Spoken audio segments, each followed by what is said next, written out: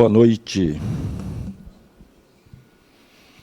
Me chamo Marco Sintra, estou aqui com vocês hoje, conversarmos um pouco sobre evolução, quarta aula.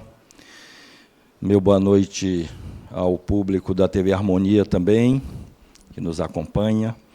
Por conta disso, eu vou solicitar que vocês, caso tenham um comentário, uma retificação ao que eu trouxer, uma pergunta, peçam o microfone, que é para que os nossos amigos que estão nos assistindo pela TV Harmonia possam acompanhar também o que vocês vão trazer para a gente, porque, como já foi falado aqui nas primeiras aulas, é uma relação interativa com vocês.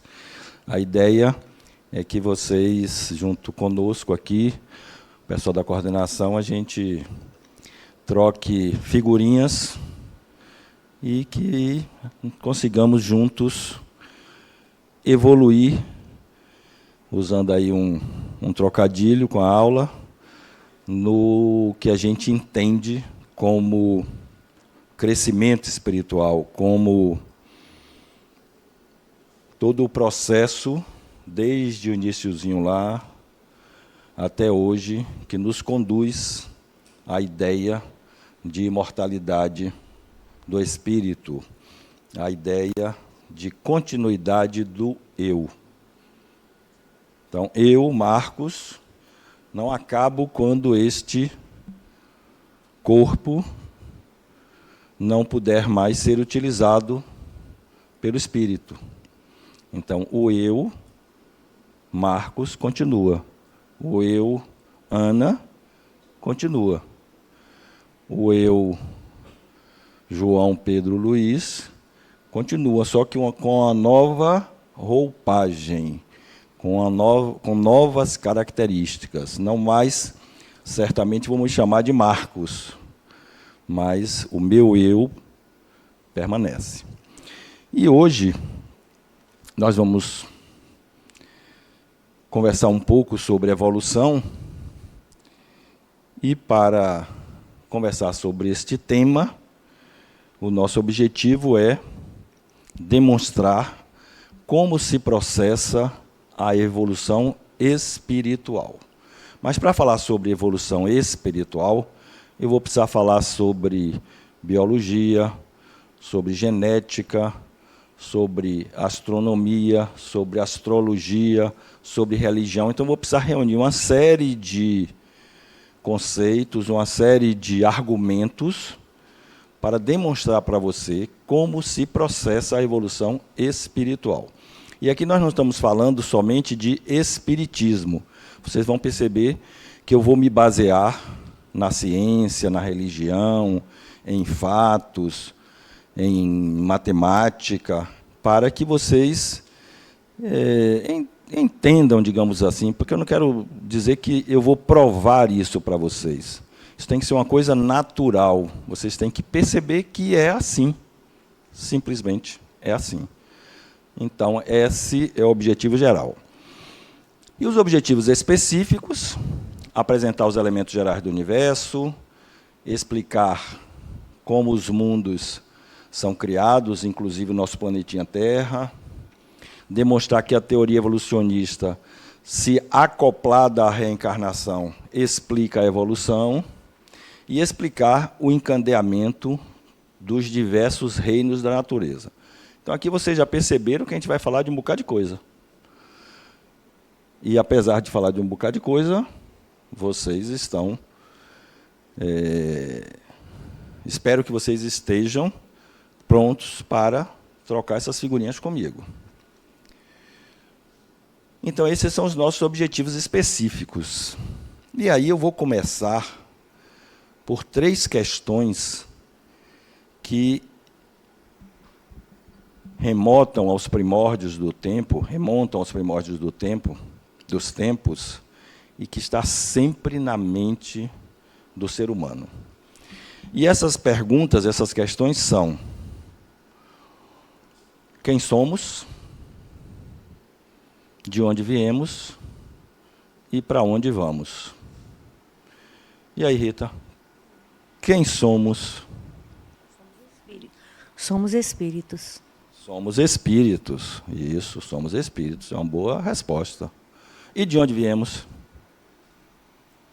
De algum lugar ainda não tão evoluído para passarmos por evolução aqui na Terra. De um lugar não tão evoluído para passarmos por uma evolução aqui na Terra.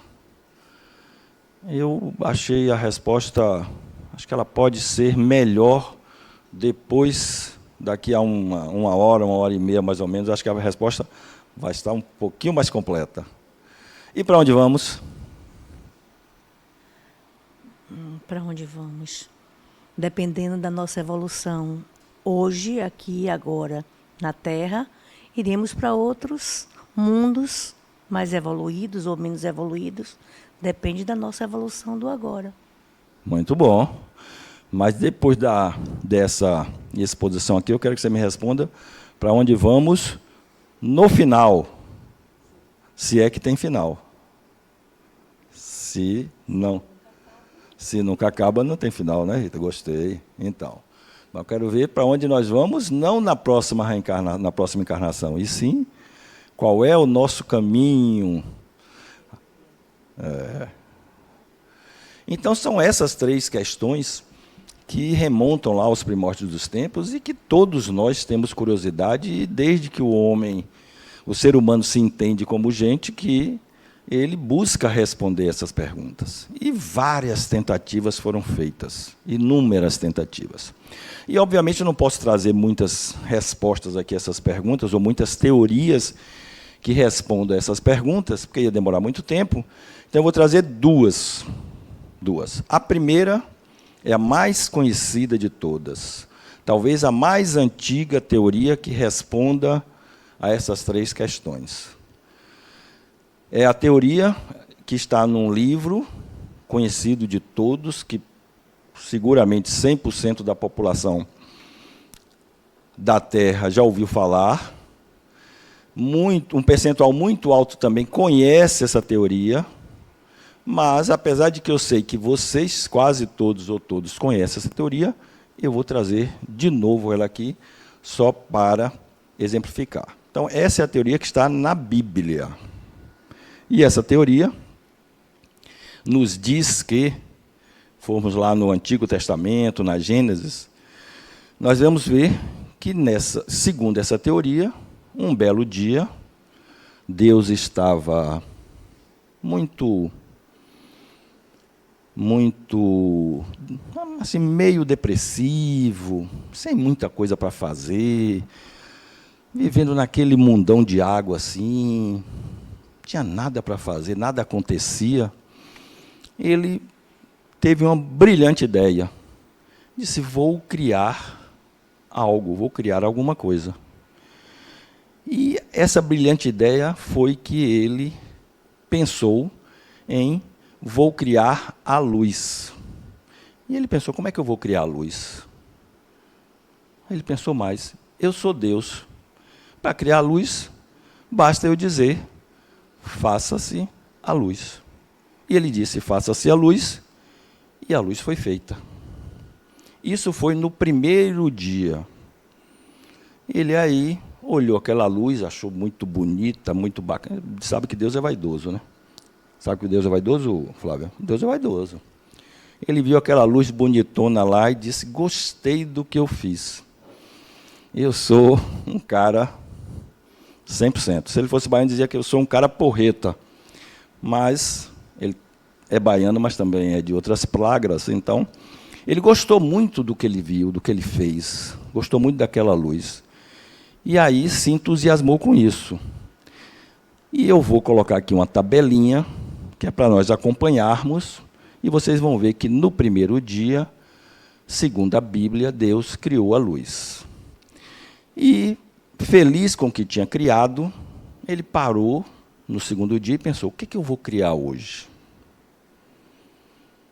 Mais uma brilhante ideia. Vou criar o firmamento. E aí ele levantou os braços de novo e disse: faça-se o firmamento. E o firmamento foi feito. afastem-se as águas e crie-se o firmamento, que é conhecido como céu. Então, ele criou o céu, a luz lá, linda, maravilhosa, e mais o céu que ele criou, afastando-se as águas onde ele vivia. E aí ele gostou mais ainda do que tinha feito. E aqui na nossa tabelinha nós colocamos que no segundo dia ele criou o céu. Feliz por ter criado coisas tão bacanas em apenas 2 dias, ele resolveu criar mais no terceiro dia. Afastem-se as águas e crie-se, faça-se o terreno árido. Ele aí criou a terra. Que esta terra seja fecunda e que nessa terra nasça plantas, árvores, vegetais. Como era Deus, assim aconteceu. E Deus criou a terra com as plantas e tudo mais, e aquela beleza toda a partir do que existia antes. Então, no terceiro dia, ele criou a terra e os vegetais. E cada vez mais ele se entusiasmava com o que ele criava. No quarto dia, ele levantou os braços de novo e disse: faça-se o sol, faça-se a lua e faça-se as estrelas, que sejam criadas as estrelas. O sol para iluminar o dia e diferenciar da noite. A lua para iluminar a noite. E as estrelas para povoar todo aquele firmamento, todo aquele céu que ele já tinha criado. E aquela pintura foi ficando cada vez mais bonita. E ele, então, no quarto dia, criou o sol, a lua e as estrelas. No quinto dia, ele pensou: eu preciso povoar tudo isso que eu criei. Então, ele levantou os braços de novo e disse que sejam criados os pássaros para povoarem os céus, os ares, e que sejam criados os peixes para povoarem os mares, as águas. E assim foi feito. Deus podia e pode.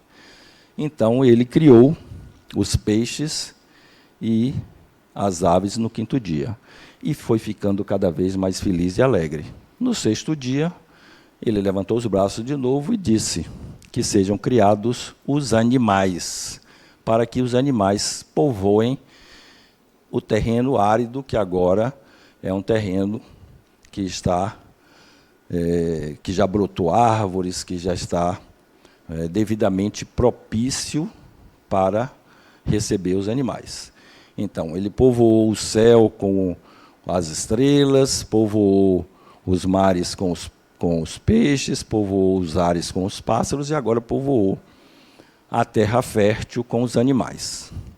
E aí ele olhou aquela lindeza toda que ele criou e pensou: está faltando alguma coisa aqui. Eureka! Vou criar um ser que seja o responsável por tudo isso que eu criei, que conduza tudo isso que eu criei. E aí ele criou o ser humano. Criou, antes de tudo, ele criou o homem. Pegou o homem, colocou no meio daqueles animais todos, toda aquela beleza, aquela terra com árvores, com rio, com mar e tudo mais. E o homem começou a passear daqui para ali, aqui para lá e tal. E ele percebeu que o homem estava um tanto quanto triste, porque o elefante tinha a aliar, a companheira dele. O camelo tinha a camela. O feminino de camelo é camela, né? O leão tinha a leoa e o homem estava sozinho, não tinha companheira nenhuma. Então estava triste. E é bem lógico isso, né? O homem sozinho, triste. O que é que ele pensou? Me diga, Flávio, o que é que ele pensou? O que é que Deus pensou? Vou criar uma companheira para o homem. E qual foi a companheira que ele pensou para o homem? A mulher. Flávia está dizendo que ele pensou: vou criar a mulher para ser companheira do homem. Tatiana, concorda? Concordo. Tatiana concorda.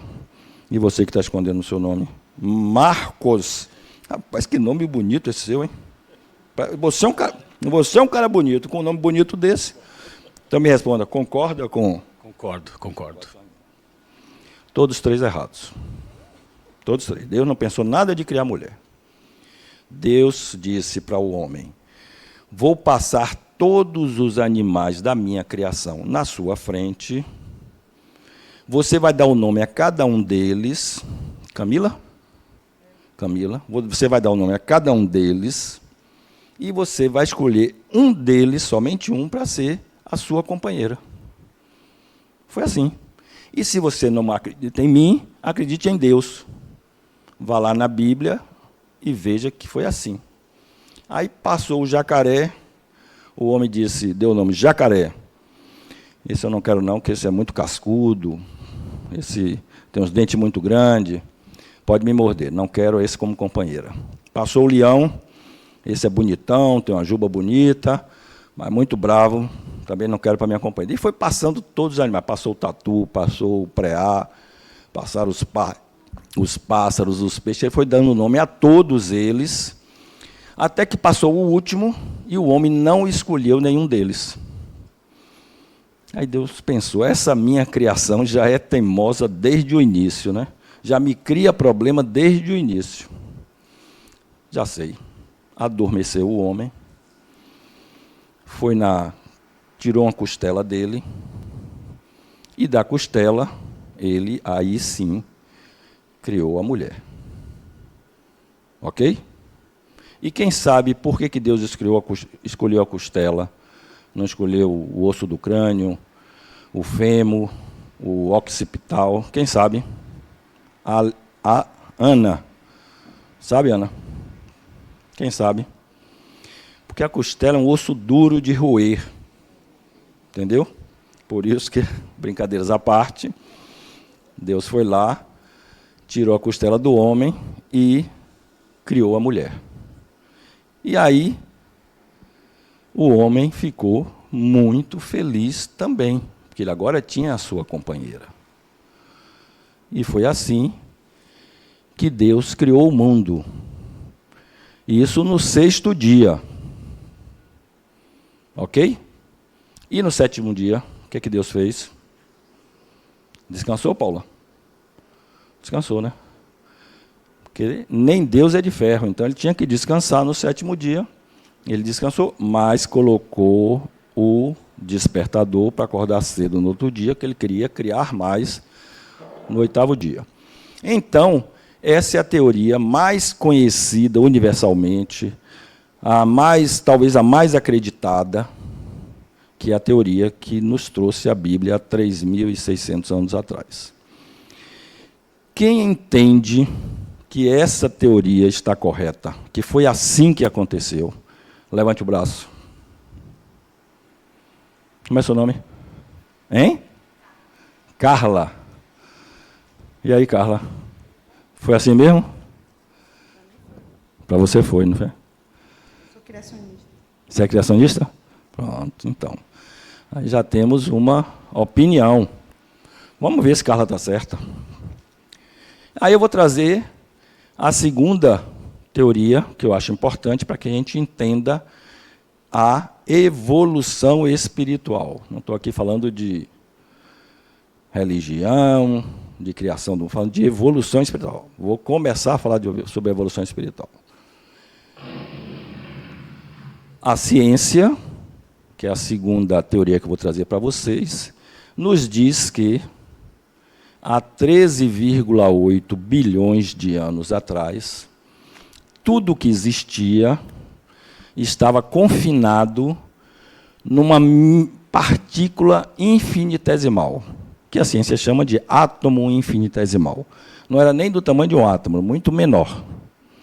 Isso é a ciência quem define, quem determina, através de cálculos matemáticos, através da astronomia, ela nos traz que há 13,8 bilhões de anos atrás, esse átomo primordial, não suportando as pressões e a temperatura era de 170 bilhões de graus centígrados.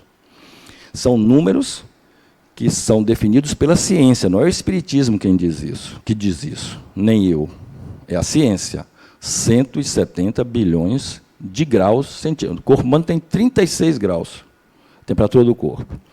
Naquele momento, onde o átomo continha tudo que existia, tudo que vocês possam imaginar e muito mais, estava contido neste átomo, estava compactado neste átomo.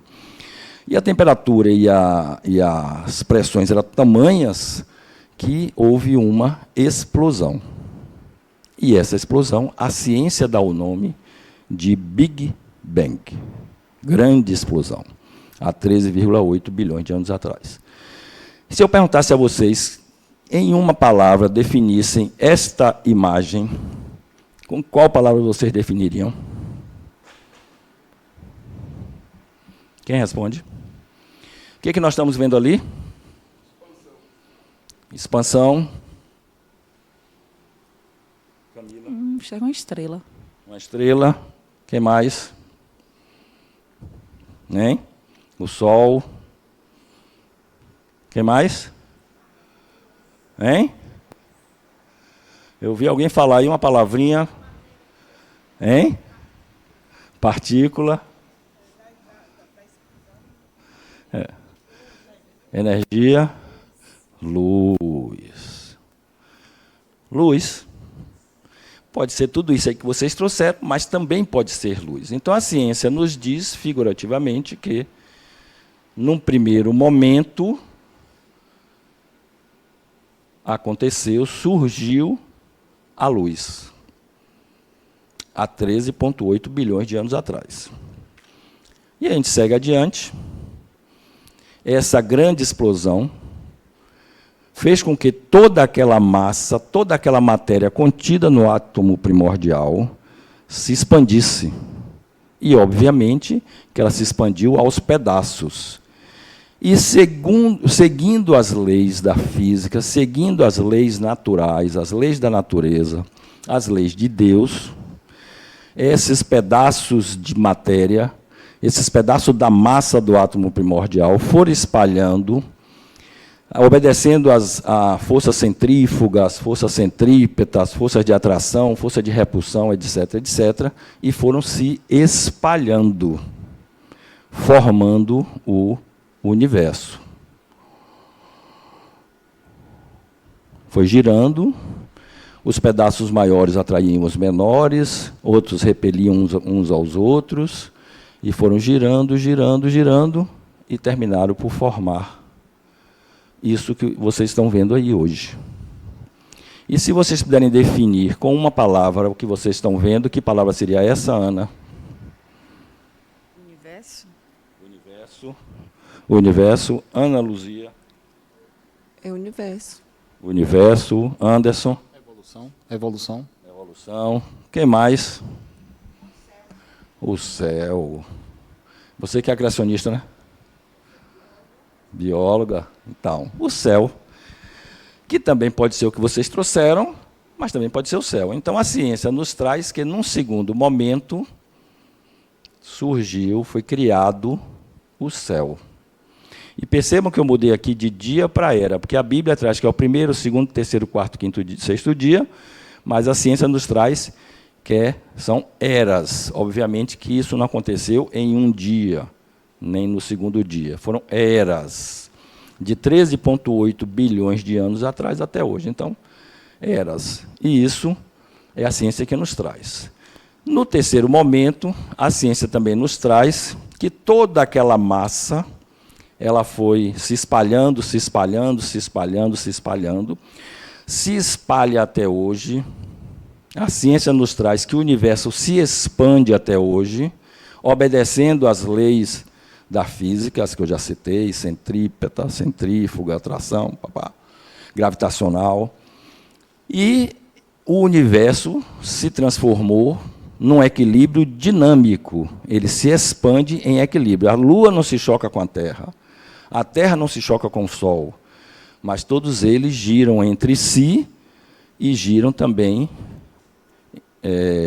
em volta do outro. Então, a Lua gira em volta da Terra, a Terra, junto com a Lua, gira em volta do Sol, e aí foram formados os planetas, os sóis, os sistemas estelares, as galáxias, etc., foi formada dessa forma. A partir daquela explosão, a partir do espalhamento de toda aquela massa, obedecendo às leis de Deus, às leis naturais, o céu se formou e os astros se formaram. Então, a ciência nos traz também que, num terceiro momento, surgiu a Sol, a Lua e as estrelas. E, num quarto momento, toda essa massa, que, como eu falei para vocês, estava a 170 bilhões de graus centígrados, com essa explosão, foi se espalhando pelo universo e foi se resfriando.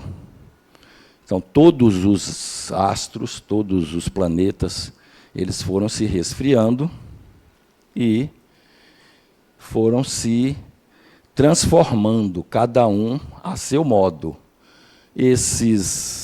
Essas altas temperaturas provocavam grandes explosões, radiações que vinham do Sol, que vinham do próprio cosmos, do próprio espaço, e dessa forma foram se formando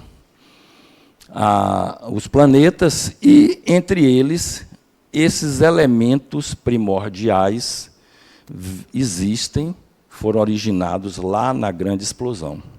Quais são esses elementos primordiais? Água, metano, hidrogênio e amônia.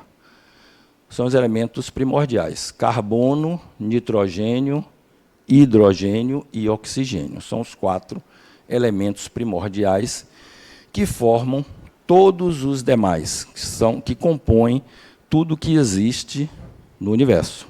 São esses 4 elementos primordiais. E vão gravando isso aí que eu estou falando para vocês, que eu vou utilizar isso lá na frente. Dessa forma, os planetas foram se resfriando, foram formando uma capa resfriada, mas o interior ainda continuava aquela lava incandescente, como até hoje a Terra é composta por uma superfície resfriada e o interior extremamente quente, e esse interior ele é expulso através dos vulcões, e foi dessa forma que foram se formando os oceanos, os vulcões foram formando as montanhas, a parte da superfície foi rebaixando, e dessa forma, com essas deformações provocadas pelo interior em ebulição, os planetas foram formados, incluindo aí o nosso planeta Terra. Tudo foi ficando mais calmo, as explosões menores, e hoje nós temos algo parecido com essa lindeza, que eu trouxe algumas fotos para vocês. E hoje o nosso planetinha azul é dessa forma. As partes mais baixas foram as partes que se retraíram, e as águas formadas pelas reações químicas, com as radiações, com aqueles elementos, o oxigênio, nitrogênio, hidrogênio, foi formando em ciclos de secagem e molhagem, foi formando os oceanos, e as partes mais altas foram as partes que foram levantadas pela própria erupção dos vulcões e pela própria deformação provocada pelo interior do planeta. Então, a ciência nos traz que, na quarta era, surgiram a terra e os vegetais. Na quinta era, a ciência nos traz também que os seres mais simples, formados por aqueles elementos primordiais, foram cada vez ficando mais complexos. Os seres materiais, os seres vivos, foram ficando cada vez mais complexos. E, dessa forma, surgiram os peixes, as aves, a quinta era, e, seguindo mais adiante, os animais. E, por fim, nós. Hein? Por fim, o quê? Por fim, esse serzinho que teima em destruir o nosso planeta. Cadê seu crachá, menina? Ah, o crachá está escondido. Luana. Hein, Luana? Esse serzinho aí que teima em destruir essa terra maravilhosa e linda que Deus criou para a gente, não é verdade? Isso quem nos traz é a ciência. Então, olha aqui o ciclo como foi. Ó. Formação da Terra, uns 4 bilhões de anos atrás, as rochas mais antigas, formas primitivas de vida, e aí as algas e bactérias. Veja que sempre partiu do ser mais simples para o mais complexo. Rochas, peixes, plantas terrestres, anfíbios, répteis, mamíferos, 230 milhões de anos atrás foram criados os mamíferos, pássaros, dinossauros, macacos, mamute e nós. Isso é a ciência quem traz. Os seres foram a gente pode chamar de evoluindo fisicamente, de seres mais simples para os mais complexos. Nós, esse corpinho que todos nós utilizamos, é o ser mais complexo que existe no planeta Terra. Como é seu nome? André. André está pensativo, eu diria que pesaroso. Está preocupado, André, com isso? Refletindo, né? Pois é. Então, André, você sabe quantas células existem nesse corpinho aqui? Chute. Dê o microfone aí para ele dar um chute. Quantas células existem num corpo humano?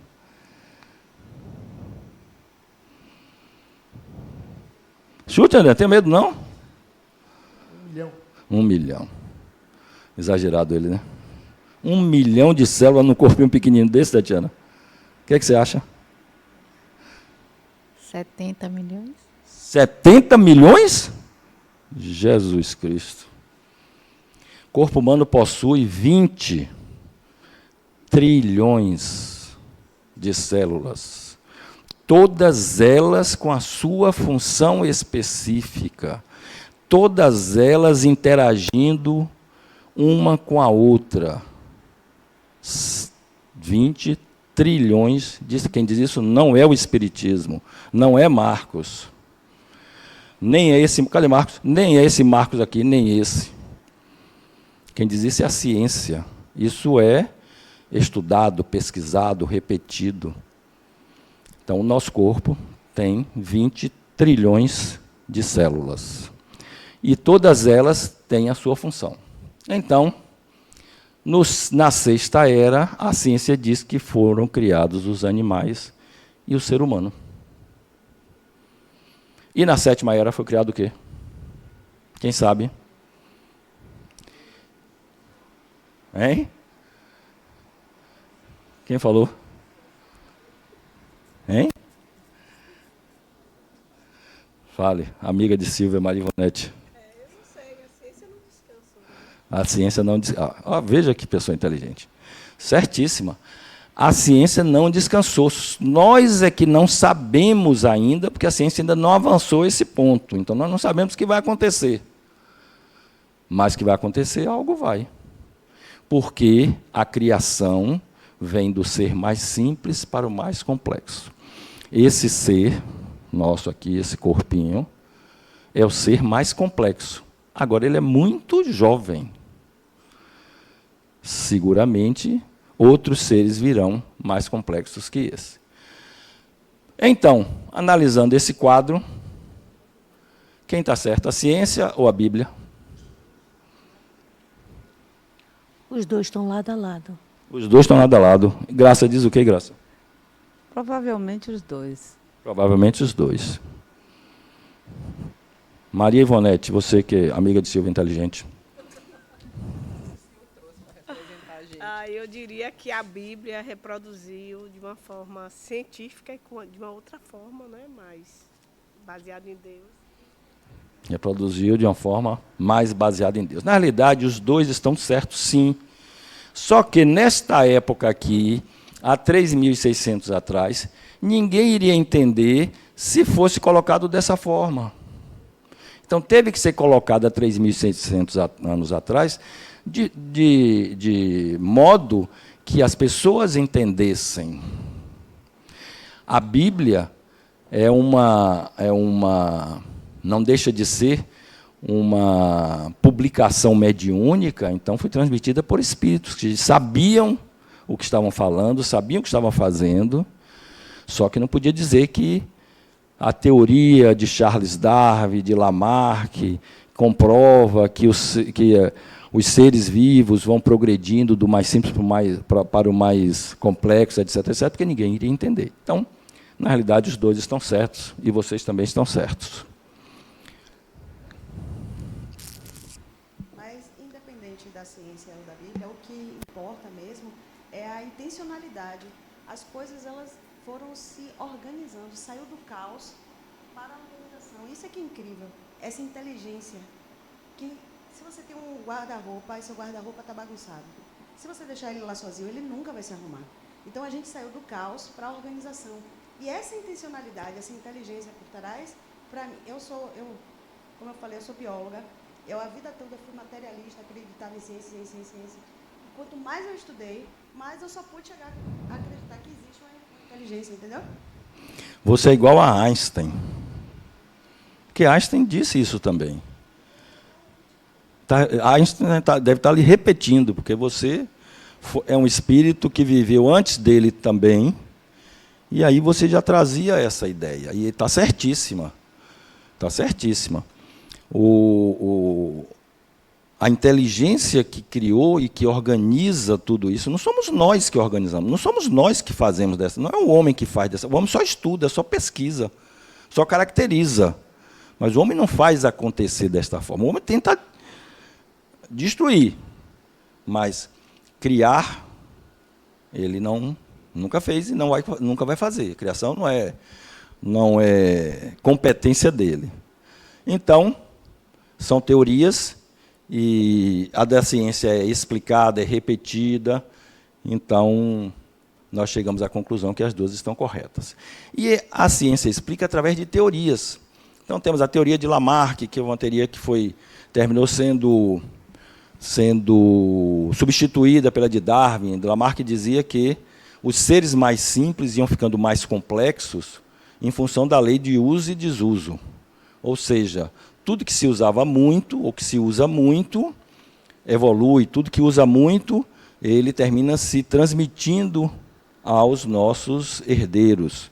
Então, ele dizia que o mais conhecido é que a girafa, ela de tanto esticar o pescoço para comer a parte mais alta das plantas, que é onde tinha os brotos mais tenros, porque os brotos mais baixos os outros animais comiam, tanto ela esticar o pescoço, ela ficou com o pescoço grande, e isso era transmitido aos seus filhos, e os filhos também nasciam com o pescoço grande, o que foi lançado por terra, porque se fosse assim, um halterofilista, ele teria os filhos tudo já pocadinho, já nascia tudo fortinho, tudo pocadinho, né? E não é assim que acontece. Então, essa teoria de Lamarck, de uso e desuso, ela não se sustentou.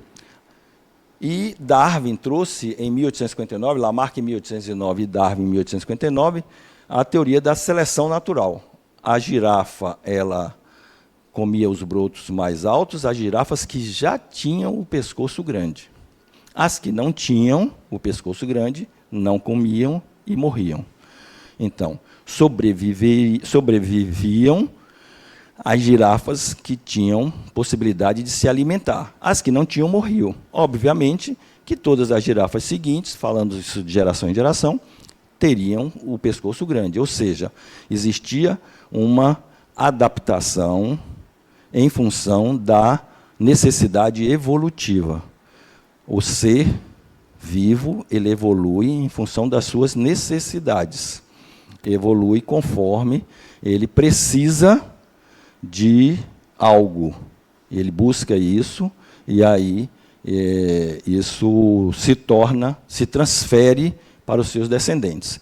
E a teoria de Darwin se chama de seleção natural. A natureza seleciona os organismos mais competentes para sobreviver àquela situação. Então, os dinossauros foram extintos porque não conseguiram mais sobreviver após o choque de um meteoro com a Terra. Isso é trazido pela ciência também. Então, os seres que permanecem até hoje no planeta são aqueles que têm maior competência para sobreviver neste ambiente. Os que não conseguem se extinguem. Então, ficam os mais competentes para viver neste ambiente. Então, essas são teorias, e para demonstrar a vocês que realmente foi assim, ou uma das características é que os estágios fetais são muito parecidos entre seres completamente diferentes. Homem, coelho, pássaro, tartaruga. Eles vão se transformando no decorrer dos seus estágios fetais e se transformam em seres completamente diferentes, apesar de partirem de estágios fetais semelhantes. E a ciência nos traz também a cronologia. O Big Bang aconteceu há 13,8 bilhões de anos, foi o início de tudo, até onde a ciência alcança. A Terra, o planeta Terra, se originou entre 4 e 5 bilhões, ou seja, quase 10 bilhões de anos depois da grande explosão, é que a Terra se formou. Logo depois, bactérias, os seres mais simples com 3 bilhões, algas 2 bilhões, e os seres foram ficando cada vez mais complexos fisicamente. Invertebrados, 600 milhões, peixes, 400, anfíbios, 300, dinossauros, 200, mamíferos, 150, primatas, 20 milhões de anos atrás. Os primatas surgiram no planeta Terra há 20 milhões de anos atrás. O homem primitivo, há 1 milhão.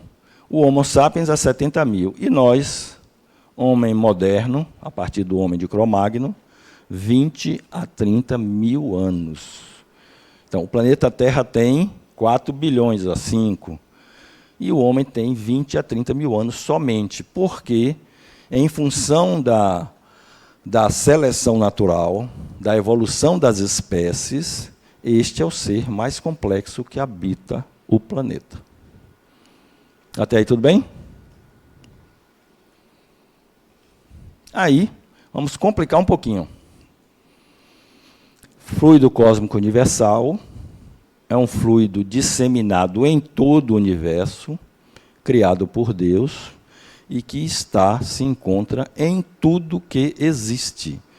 Tudo que existe tem derivação do fluido cósmico universal. Desde o macro-universo até o micro-ser, até a partícula quântica, ele está inserido, tem como composto o fluido cósmico universal. O fluido cósmico universal foi criado por Deus lá antes da criação, antes do Big Bang. Para existir o Big Bang, já existiria o fluido cósmico universal.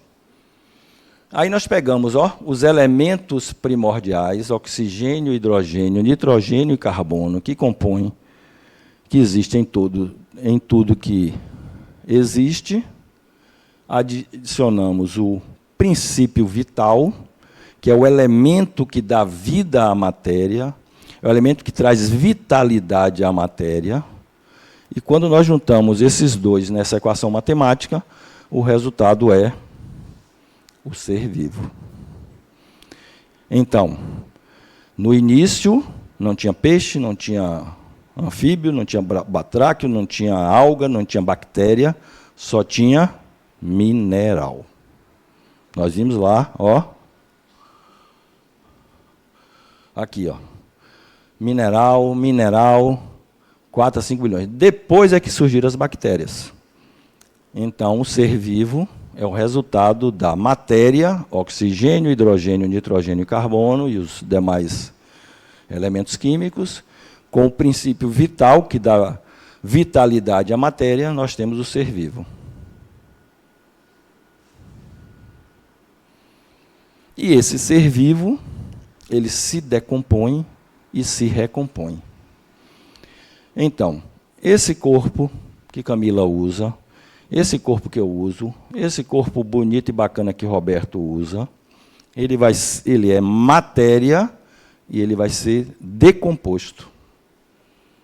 Qualquer um de nós, qualquer um desses corpos aqui vai ser decomposto. Essa cadeira vai ser decomposta. Esse papel vai ser decomposto. Esse prédio vai ser decomposto. Só depende do tempo. Com o tempo, tudo se decompõe. O que é decompor? Tudo se reduz aos átomos. Só que tudo vai se recompor. Mas vai recompor como? Vou pegar os meus átomos que foram decompostos e vou recompor para formar um novo Marcos? Não. Mas, quando eu desencarnar, eu já falei para minha família que eu quero ser cremado. Quando eu for cremado, o meu corpo vai se decompor em átomos. E eu já pedi que pegue as minhas cinzas e lance próximo ao mar, que eu gosto do mar. Então, minhas cinzas vão ser lançadas ali, num terreno qualquer, próximo ao mar. Ali naquele terreno tem grama, tem árvores, tem animais. Quando o meu átomo for lançado no solo, vai chover, essa chuva vai fazer com que meu átomo penetre na terra, e uma planta daquela vai absorver algum átomo meu. Absorve pela raiz, sobe pelo tronco, pode ir para a folha, mas pode ir para um fruto. Pode ser, sei lá, uma macieira. Macieira não tem muito aqui. Pode ser uma mangueira. E uma pessoa, ao chupar uma manga, pode estar ingerindo... Não vai sentir meu gosto. Sarrita. Uma pessoa, ao chupar a manga, vai ingerir um átomo que foi meu. Quem disse que isso não é verdade? Que não é assim que acontece? Se minhas cinzas forem lançadas no mar, uma alga vai pegar um átomo daquele, vai absorver, um peixe vai comer a alga, o pescador vai pescar o peixe, e esse átomo vai voltar para formar outra coisa. Vai formar o quê? Pode formar um outro ser humano, pode formar um cavalo, pode formar uma rocha, pode ficar lá quieto, formando uma rocha. Vai formar uma outra matéria, seja ela qual for. Então, tudo que existe, e principalmente no planeta Terra, se decompõe e se recompõe. Isso não fica aqui, neste formato. Mas nada se destrói. Isso a própria ciência já diz. Antoine Lavoisier, pesquisador francês, na natureza, nada se cria e nada se destrói. Tudo se transforma. É a ciência também quem diz isso. E aí, isso acontece e as espécies vão evoluindo em função das necessidades de cada local, de cada planeta, mas no nosso caso, o planeta Terra. Até aí tudo bem? Alguma discordância? Para eu complicar um pouquinho mais? Osana ou Rosana? Osana. Então, Osana. E aí, complicando um pouquinho mais, eu acrescento o princípio espiritual. Então, veja bem, coloquei matéria, princípio vital, e agora o princípio espiritual. Princípio espiritual. Experiências adequadas a um ser pensante com matéria. Todos esses corpos que eu falei, tudo aquilo que tem na tabela cronológica ali, bactérias, algas, anfíbios, batracos, dinossauro, tudo aquilo, todos são seres adequados a ser utilizado por um princípio inteligente. Um princípio inteligente aprende e apreende, ou seja, internaliza com cada ser existente na Terra. E aprende a partir do ser mais simples para o ser mais complexo. E aí, o princípio espiritual já possui razão, já possui discernimento, apesar de muitas vezes discernir mal, e até para o mal, mas já possui discernimento. O princípio espiritual já exercita o livre-arbítrio, já define para onde quer, já decide para onde vai, já decide o que fazer. Quem decide é o espírito, é a pessoa. Nós decidimos o que fazer. Não adianta jogar a culpa em Deus. Não adianta jogar a culpa no outro. A decisão é nossa. Nós decidimos fazer, não fazer, correr, ficar, seguir, parar. Tudo é decisão nossa. E as consequências são em função do que nós decidimos. Kardec nos traz que o princípio espiritual tem um desejo incessante de evoluir, de crescer, de aprender sempre. Esse não é a pessoa, não é o personagem, esse é o espírito. Ele tem o desejo incessante, a pessoa sim, o espírito, o desejo incessante de melhorar-se. E ser imortal e a continuidade do eu não é algo inventado por Chico Xavier, Adenauer, pelo Espiritismo, não. Isso existe desde que o ser existe.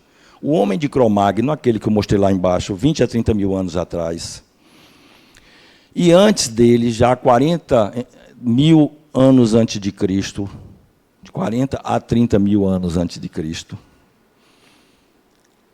o homem de Cro-Magnon já era enterrado com seus pertences.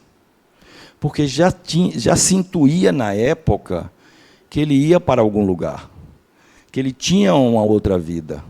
E, por conta disso, ele ia precisar da machadinha, do apetrecho de pedra, da panela. Então, ele era enterrado com os apetrechos dele. Quando se desenterra um fóssil do homem de Cro-Magnon, que viveu na Terra 30, 40 mil anos antes de Cristo, está lá os pertences dele enterrados junto com ele. Então, isso a psicologia chama de arquétipo. Arquétipo da imortalidade. Então, desde aquela época, já se sabia, já se intuía, já era interior a nós que nós somos imortais. Agora, imortal é o corpo? Claro que não, porque o corpo é somente matéria.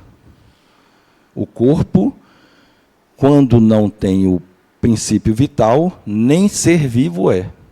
É só matéria em decomposição. E o Espiritismo nos mostra, demonstra que é possível a inteligência agir fora da matéria. Uma inteligência agir fora do corpo. Isso é demonstrado pelo Espiritismo. E a psicologia, a ciência hoje também já demonstra. A física já trabalha com 7 dimensões diferentes. 6 dimensões além da dimensão material. Então, são dimensões onde habitam os corpos espirituais.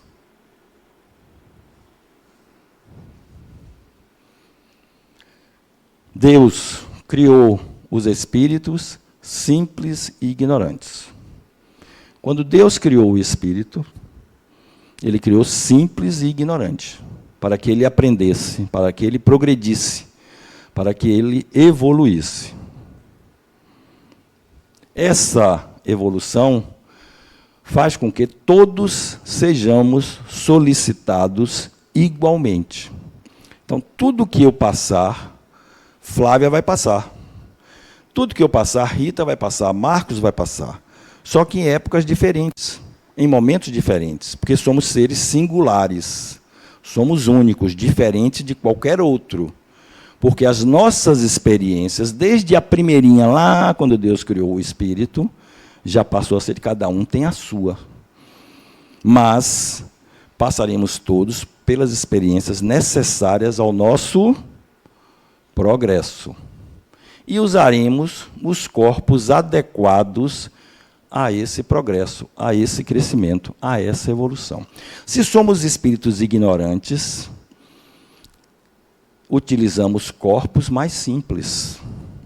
Se somos espíritos mais evoluídos, utilizamos corpos, ou melhor, vou mudar a frase. Enquanto somos espíritos menos evoluídos, utilizamos corpos mais simples. Quanto mais evoluímos, vamos precisar, necessitar e utilizar de corpos mais complexos. Quanto mais o espírito evolui, mais ele vai precisar de corpos mais complexos para o seu aprendizado. Então, resumindo, o ser humano é matéria, princípio vital e princípio espiritual. Possui o livre-arbítrio para tomar as decisões que achar mais adequadas. Deus colocou todas as decisões possíveis e o ser humano toma a decisão que mais achar adequada. E segue sempre com a diferença do espírito para a matéria, para um ser vivo, uma árvore, ou os animais, é a consciência que ele tem de si e de Deus. Nem os animais têm consciência de si, nem têm consciência de Deus.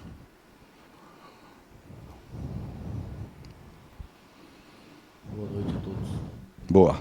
Eu achei uma coisa assim, bem intrigante. Falou que a Bíblia foi escrita há 1.600 anos atrás. 3.600 anos. Isso, o Velho Testamento. Então, há 5.000 anos atrás, né? Não, há 3.600 anos atrás. Há 1.600 anos antes de Cristo. Há 3.600 anos De hoje. atrás de hoje. De hoje. E tudo que você está trazendo da ciência, eu penso que você está trazendo o que tem mais atual da ciência. Isso. Achei intrigante que a ciência ela vem oferecendo ideias, informações, explicações, e a ciência vem mudando. Veio Lamarck, depois veio Darwin, pode vir outros. Com certeza virá. Mas até hoje a ciência nunca conseguiu ver uma mentira, uma coisa na Bíblia. É interessante isso, que foi escrito há 3.600 anos. Até hoje não tem mentira nenhuma, não tem nada errado na Bíblia. Assim, a ciência não invalida até hoje nada que tem na Bíblia, por aquele comparativo, né? Sim. Isso é intrigante. Como é que essas pessoas, há 3.600 anos atrás, puderam escrever isso, que até hoje não é desbancado? Pois é, Francisco, isso aí cabe uns 10 seminários para lhe responder essa pergunta. Mas vou resumir rapidamente. Primeiro, que a Bíblia não tem nenhuma mentira, como você disse, desde que contextualizada à época. Então, ela foi escrita para ser entendida por pessoas que viveram há 3.600 anos atrás. Então, sim, ela não tem nenhuma mentira. E por que ela não tem nenhuma mentira? Porque ela não foi escrita pelos homens, pelos seres humanos que habitavam aquela época. Ela foi escrita a partir de comunicações mediúnicas de espíritos superiores. Esses espíritos superiores são tão inteligentes que sabiam que precisavam escrever daquela forma, porque senão ninguém iria entender.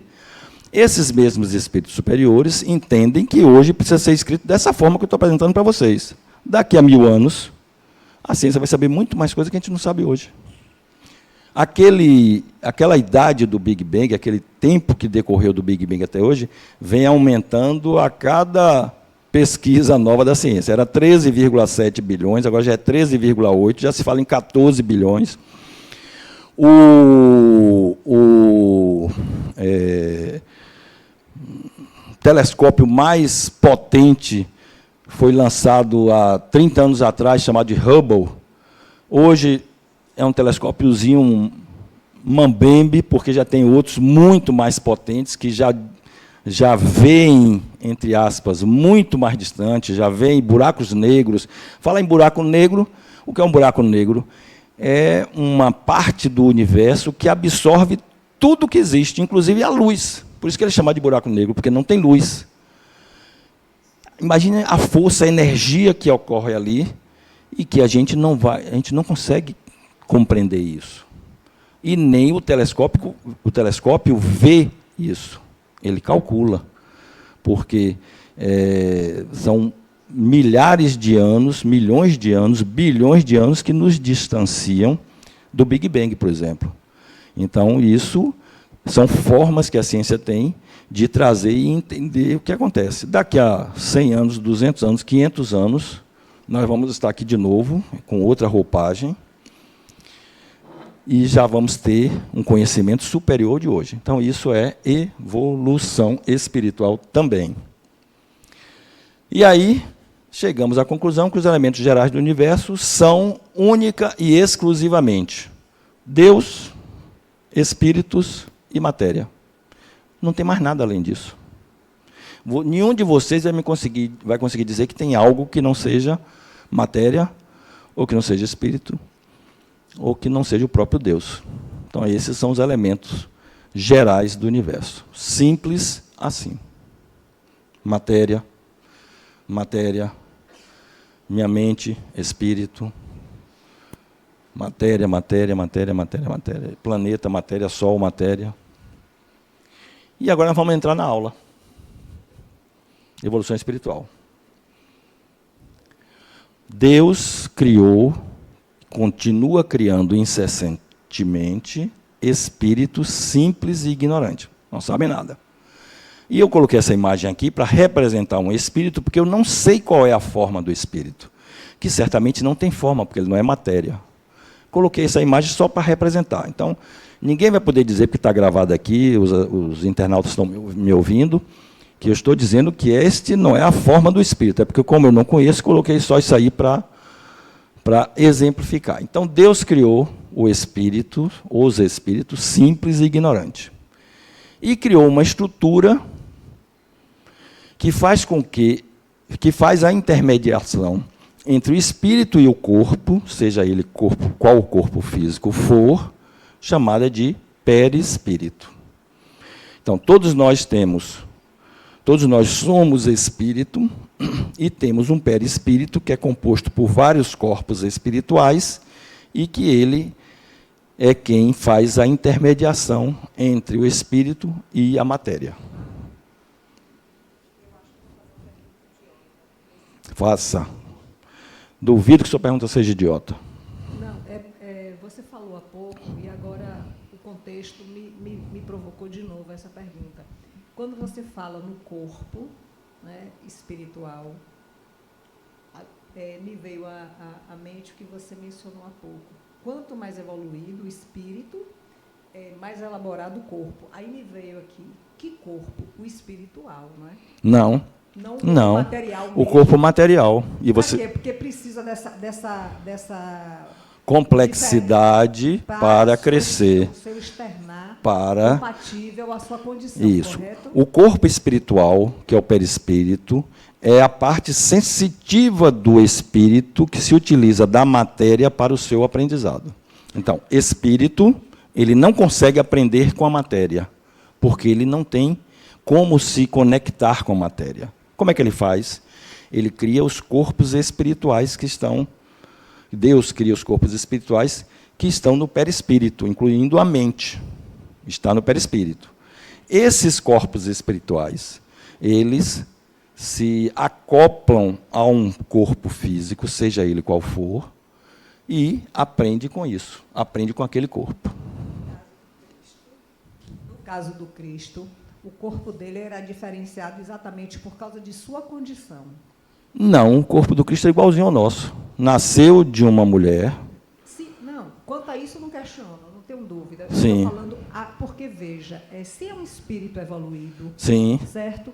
Ele, em verdade, eu pensava dessa forma, mas agora você desconstruiu isso. Certo. Se ele é um corpo diferente, se ele é um espírito diferenciado, sim, certo? Certo. Então, independente desse corpo material, sim, ele se manifesta no plano material, sim, certo? Com a sua complexidade, independente desse corpo material. Eu pensava dessa forma. Mais ou menos. Mais ou menos. Aí quando você vou lhe explicar. Eu lembrei do Cristo. Né? Vou lhe explicar. Aquele corpo dele é matéria tal, mas era um corpo mais sutilizado.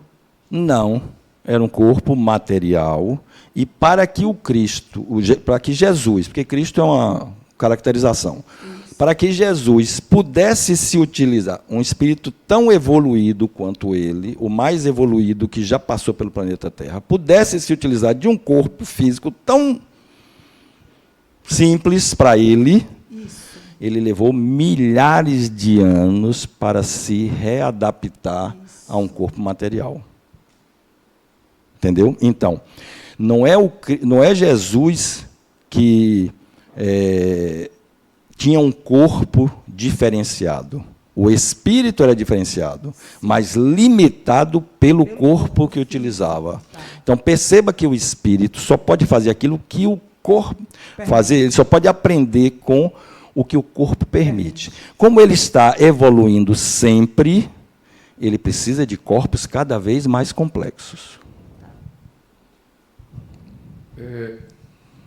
Na hora que você falou, isso que ela disse também me ocorreu.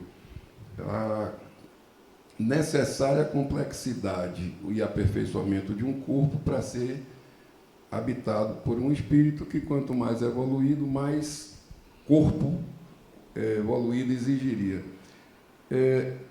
Remontando ao princípio de que os espíritos ocupam corpos humanos e não animais nem vegetais, muito menos a essência mineral, a partir de quando se considera uma forma humana, talvez humanoide, apta a abrigar um espírito, ou seja, a classe dos primatas, lá atrás. Em algum momento, eles evoluíram, grosso modo falando, do macaco para o hominídeo, para o homem. Não? Seu nome? Augusto. Mas antes me permita desconstruir tudo isso que está falando. Eu não quero desconstruir, não quero construir, eu quero entender. Isso. Então, o espírito habita o humano. Calma, vamos lá. Nós temos 23, 40 e 50 minutos para eu fazer você entender, para eu trazer uma forma de você entender como funcionou, como funciona. Você tem paciência? Isso, vá perguntando.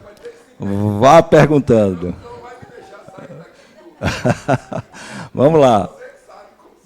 Exatamente, vamos lá. Então, voltando, Deus cria o espírito simples e ignorante. Francisco, né? Augusto, Deus cria o espírito simples e ignorante, sabe nada, coitado. Simples e ignorante. E para que ele possa interagir com a matéria, seja ela qual for, ele cria os corpos espirituais sintetizados no perispírito. Então, espírito, perispírito, para que ele interaja com a matéria. Qual a matéria mais simples que um ser inteligente, que eu vou chamar de princípio espiritual, pode interagir, pode se acoplar para aprender alguma coisa? Qual a matéria mais simples?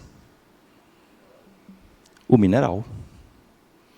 Quando Deus cria o espírito simples e ignorante, o primeiro ser com o qual ele pode aprender, Osana já respondeu. É o mineral. Se ele não sabe nada, vai utilizar um corpo humano? Vai utilizar um primata, Augusto? Não vai. Ele vai se utilizar, ele vai aprender com o mineral. Ele vai se acoplar a um mineral. Mas ele não vai se acoplar a um átomo. Ele vai se acoplar a uma cadeia de montanhas, por exemplo. E ali ele vai aprender algo. O que um ser inteligente acoplado, ele não pode sair dali. Ele está acoplado a uma cadeia de montanhas. Você pode me perguntar, mas como é que um ser vai se acoplar a uma cadeia de montanhas? É espírito, gente. É perispírito. Vocês assistiram a aula sobre espírito. Perispírito se expande da forma que quiser, que puder, que precisar. Então, ele se acopla a uma cadeia de montanhas, o que ele vai aprender com isso? Quem responde? Meu neto me respondeu semana passada. Hein? Ter paciência? Também, Adriana. Mas meu neto me respondeu isso. Semana retrasada, meu neto tem 4 anos. E me respondeu isso. Ele, conversando comigo, falou sobre o poder da pedra. E percebam que, como as coisas funcionam, né? Isso é um desenho animado, não sei se vocês já ouviram falar. Um desenho animado chamado de Ninja, alguma coisa assim.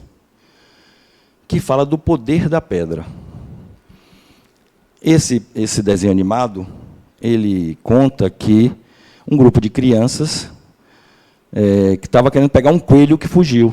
E ela corria atrás do coelho, o coelho corria. Ela corria atrás do coelho, o coelho corria. Aí um chegou para o outro e disse, vamos utilizar o poder da pedra. E aí todos ficaram imóveis. Ninguém se mexia. O coelho não tinha de quem correr, foi ali, se encostou nele e eles pegaram o coelho. O que é que isso tem a ver com um espírito aprender com uma cadeia de montanhas? Primeira lição, imobilidade. E o espírito já vai perceber que ele não pode tudo, que ele não pode o que ele quer. Ele só pode o que a matéria permitir ele aprender. Ele já começa com o poder da pedra. Já começa com a imobilidade. Ele já começa a aprender com tudo o que se passa em volta daquela cadeia de montanhas, mas que ele não pode interferir. Um coelho corre para cá, outro corre para lá, um lagarto corre, chove, a neve neva, a neve descongela, ele está ali absorvendo aqueles ensinamentos, absorvendo os ensinamentos que a natureza está trazendo para ele não pode interferir em nada. Eu me embolei toda agora. Na aula de espírito, eu perguntei para... Esqueci o nome. Roberto. Sobre se os animais, né, também tinham espírito. Ele me disse que não, né, que precisava da consciência, da razão, enfim. Então, está difícil entender que a montanha tem espírito, entendeu? Ela se acopla à montanha, não está fazendo lógica nenhuma para mim. Roberto é um excelente professor. E ele faz essas coisas de propósito, que é para chegar aqui, a batata quente cair na minha mão, entendeu? Ele é esperto. Roberto, que ele não me ouça. Eu não disse que a pedra tem espírito. Eu não disse. Está gravado. Eu disse que o espírito se acopla à pedra. Ele se... Em termo moderno, ele se linka à pedra. Ele se une à pedra para aprender o que ela pode trazer para ele. Acoplar é o termo mais adequado. Acopla em todas as dimensões que a pedra exista. Vamos mais adiante que piora. Tá?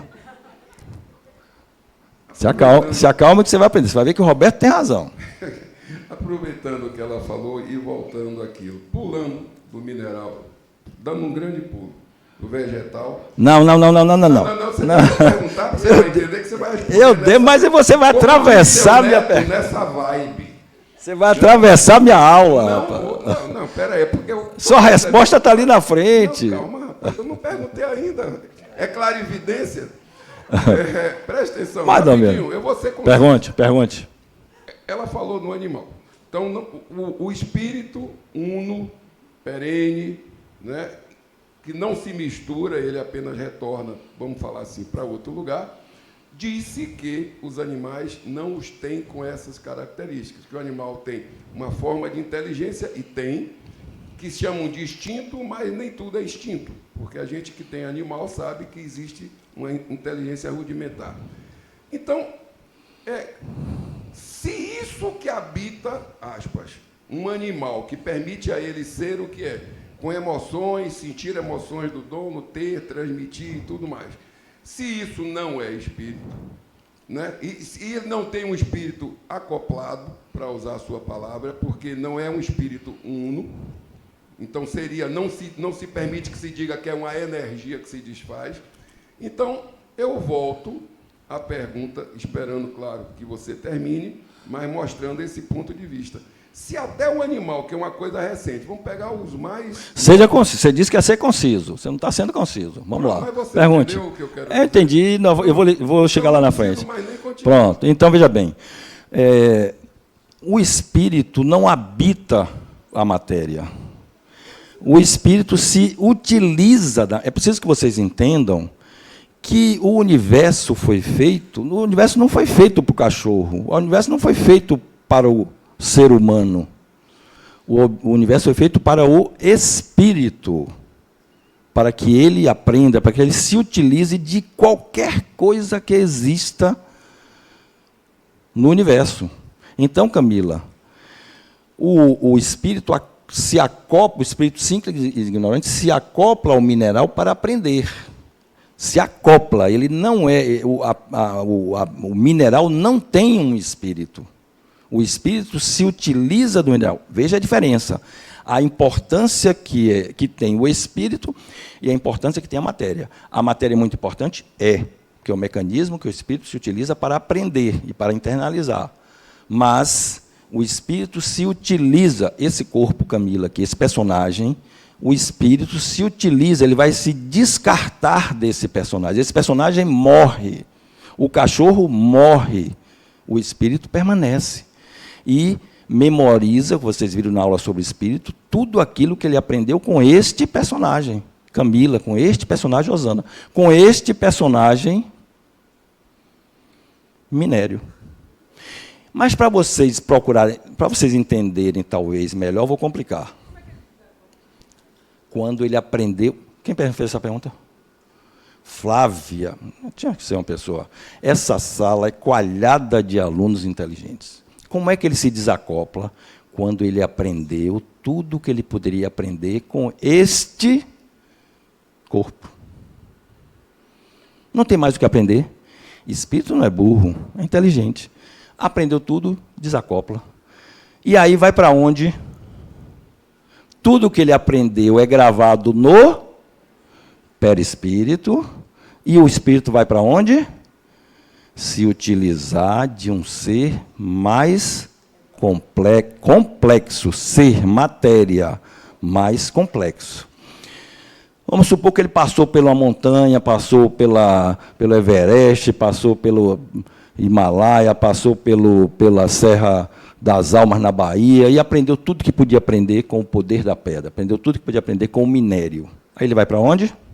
Se acoplar a um ser mais complexo. Que ser é esse? Hein? Esse é o ser intermediário entre o mineral e o vegetal. Este não é um ser vivo. Assim como este não é um ser vivo, este também não é um ser vivo. Este é o vírus. O vírus não é um ser vivo. O vírus é um ser intermediário entre o mineral e o vegetal. Mas o vírus já tem características que vão fazer com que o espírito aprenda coisas novas. O vírus já se desloca. O vírus precisa, ou melhor, o espírito vai aprender com o vírus que ele não pode, não deve matar o seu hospedeiro.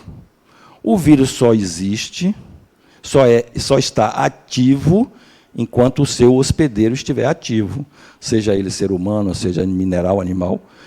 Se ele destruir o seu hospedeiro, ele se desativa. Então ele começa a aprender, princípio espiritual acoplado a um vírus. O vírus da Covid.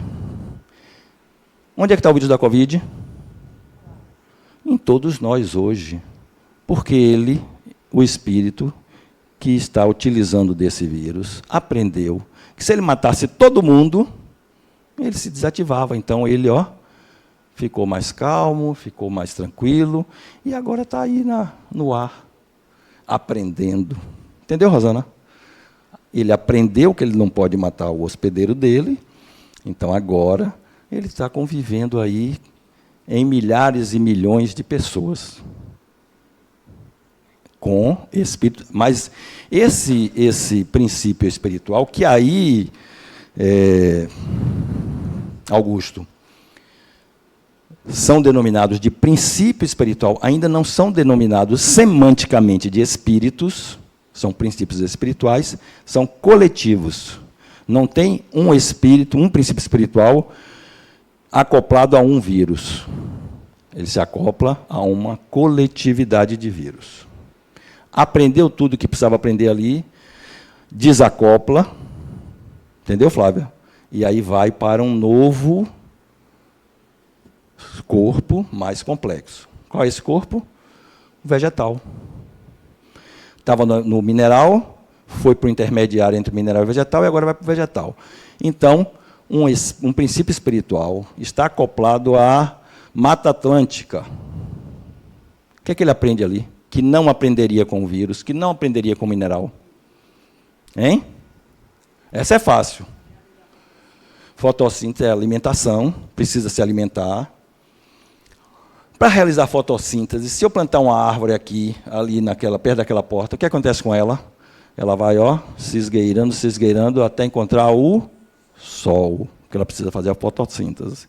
Então começa o princípio espiritual acoplado ao vegetal, começa a aprender a necessidade, o instinto de se alimentar, de se reproduzir, de compartilhar as suas possibilidades com outros seres. As suas sementes, o vegetal é cheiroso, bonito, gostoso, para que os animais possam ingeri-los e levar para outro lugar, e lá eles preservarem a espécie. Ali tem um princípio inteligente acoplado, aprendendo tudo isso.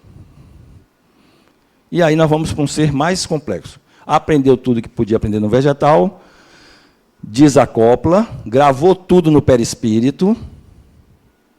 Está entendendo, Camila? Mais ou menos. Então tá bom.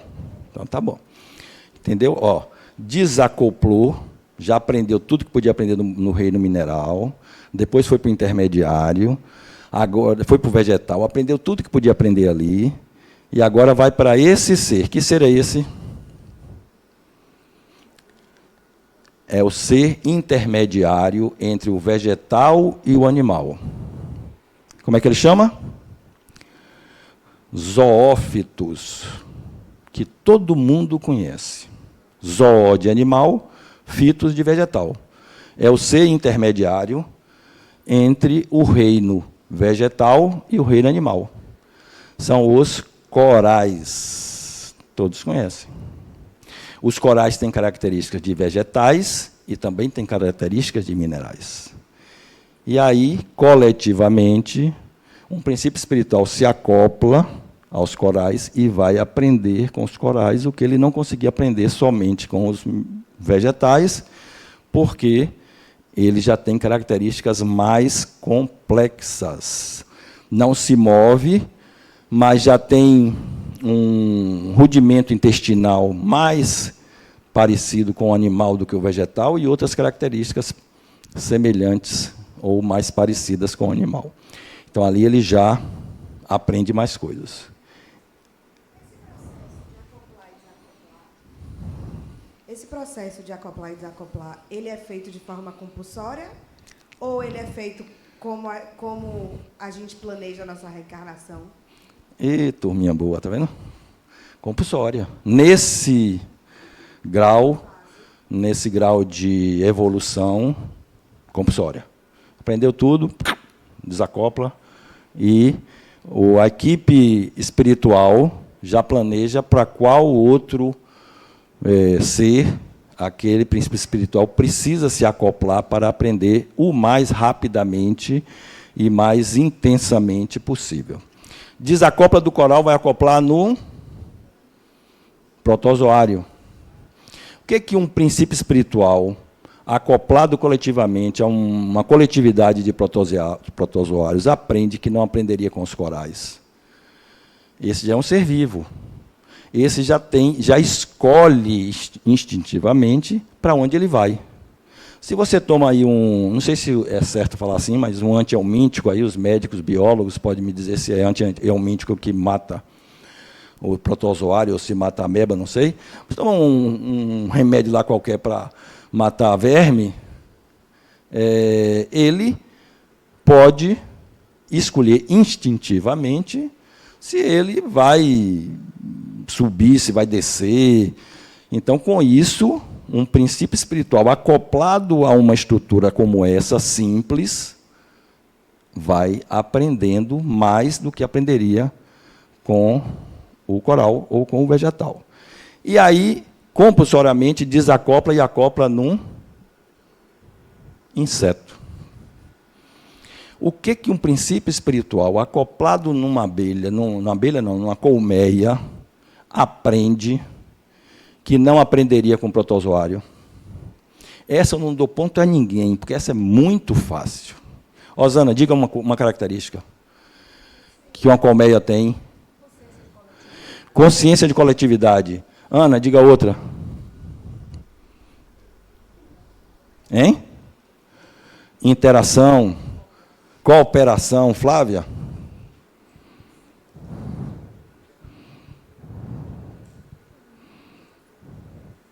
Vocês estão muito mole.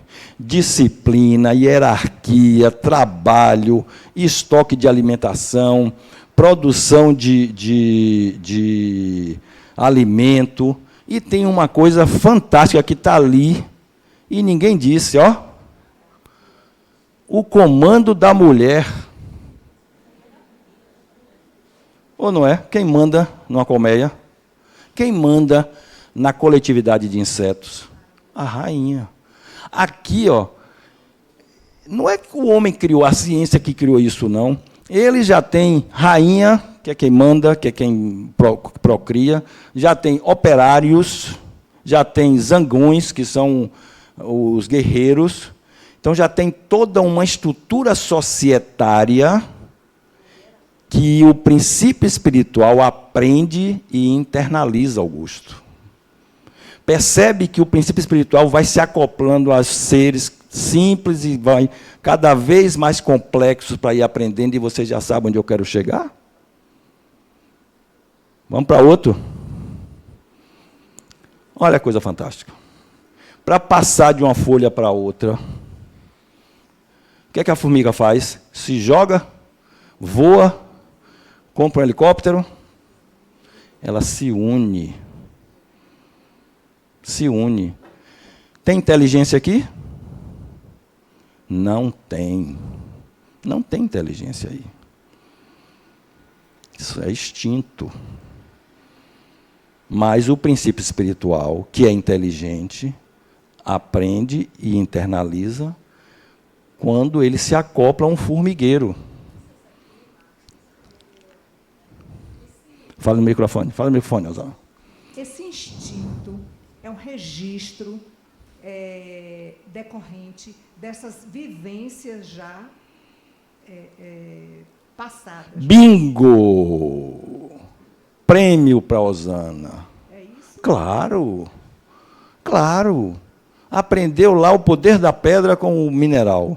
Aí veio aprendendo com o vírus, veio aprendendo com o protozoário, veio aprendendo, ó, inseto. Inseto. Agora tem uma coisa, Marcos. Tanto a formiga quanto a abelha rainha, depois que se utilizam no macho, né, aprontam com eles. Né? Isso aí já é outra história, Osana. Certo, eu não conheço de abelha nem de formiga a esse ponto, mas certamente tem uma razão de ser. Porque isso aqui, ó, isso não foi criado de forma aleatória, não foi o acaso que criou isso. O que criou isso foi uma coisinha chamada de Deus. Criou para o aprendizado do Espírito. Então, vocês precisam entender que vocês não são corpo, você não é Flávia, você não é Rita, você não é Camila, eu não sou Marcos. eu estou utilizando este personagem, muito importante para mim, espírito, para o meu aprendizado, para a minha evolução, mas eu estou me utilizando deste personagem que vai ser decomposto e vai voltar a ser átomos. E ninguém mais nunca, nos milhares e milhares e milhões de anos, vão ver Marcos. Porque Marcos muda a todo momento.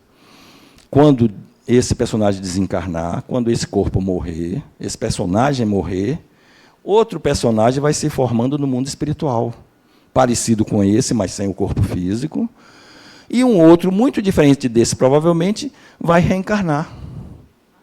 E isso, só um minuto, é o espírito quem forja, é o espírito quem determina, é o espírito quem define, que ainda não estou na fase do espírito, estou no princípio espiritual. Diga, Camila. Pronto, então vamos lá. Aí, ó, outro inseto aqui, ó, que fantástico. Cupim. Aqui é uma gota d'água. Eles se colocam de forma simétrica, porque se pegar esse e passar para cá, a folha vira e eles perdem a água. Quem ensinou isso a eles? Osana, que foi embora, me abandonou, já respondeu.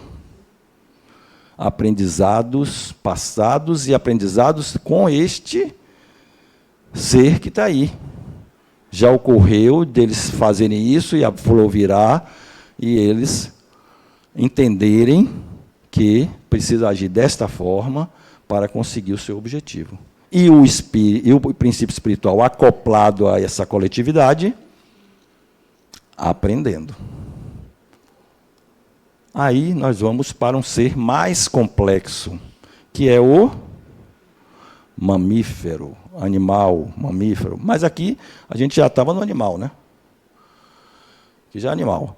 Então agora nós vamos para o mamífero, que é o ser mais complexo, que é um ser mais complexo que os insetos. Porque é um ser que já vem com a alimentação a tiracolo. O mamífero já vem protegido não só como defesa, mas em sua alimentação pela mãe, que já traz o leite para que ele possa sobreviver. Insetos são milhares. Por quê? Porque muitos morrem. Mamíferos são em muito menor número. Por quê? Porque já tem não só a proteção, como já tem o alimento para que ele sobreviva. O que que esse ser, esses seres aqui, o que um princípio espiritual acoplado a este ser, que aqui já deixa de ser um princípio espiritual coletivo e passa a ser um princípio espiritual individual, porque não vivem mais em bandos. Então, só é princípio espiritual coletivo quando vivem em bandos. Aqui já é princípio espiritual individual. O que uma inteligência, um princípio inteligente, aprende com esses seres que não aprende com os insetos? Muita coisa, né? Mas, basicamente não. Mas a mais importante é a convivência com um ser muito mais complexo que esse princípio espiritual vai utilizar no futuro. A convivência com o ser humano. Então, os animais domésticos já são seres que se prestam ao ensinamento para o princípio espiritual aprender já com os seres mais complexos. E aí ele desencarna e reencarna. Aqui já é desencarne. Aqui não é desencarne. Aqui não é desencarne, porque aqui não é carne. Mas aqui já é desencarne. Aí desencarnou o cachorro, reencarnou num chimpanzé. O chimpanzé tem 99,7% dos genes do ser humano. 99,7%. E aí ele se acopla num chimpanzé.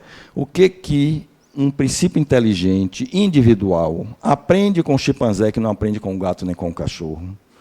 O chimpanzé, ele já tem uma rudimentar percepção de si, mas ainda não tem a percepção de si.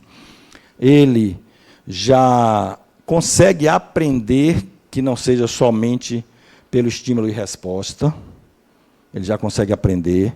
Já existem comunidades de símios, de macacos em si, que produzem a sua ferramenta. Eles pegam uma pedra para quebrar um coco. Camila frange a testa. Camila, você é braba, né, Camila? Então. Por que o cachorro desencarna, não desacopla? Não. O desacoplar é uma forma que eu uso de demonstrar que a pedra não é o espírito se acopla. Por que não desencarna? Porque a pedra não é carne. Então, quando o princípio espiritual se acopla a um ser de carne, a gente usa o termo desencarne e reencarne. Mas isso é semântica. O que importa é que o espírito acopla e desacopla, acopla, desacopla, acopla, desacopla. Quando desacopla, o corpo morre. Quando o seu espírito desacoplar desse personagem Camila, Camila morre. Aí, acoplou aqui, aprendeu o que tinha que aprender com o macaco, desacopla, vai acoplar no ser intermediário entre o animal e o hominal. Entendeu, Augusto? Vai acoplar no ser intermediário. Qual é o ser intermediário entre o animal e o hominal? E que eu já vou dizendo que não é o macaco não é homem, não se transforma em homem. Quem diz isso não sou eu, nem o espiritismo, é a ciência. Então, qual é o ser intermediário? Do mineral para o vegetal é o vírus. Do vegetal para o animal são os corais. E do animal para o hominal?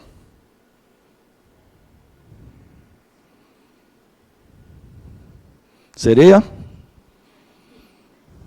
Centauros? Tauros?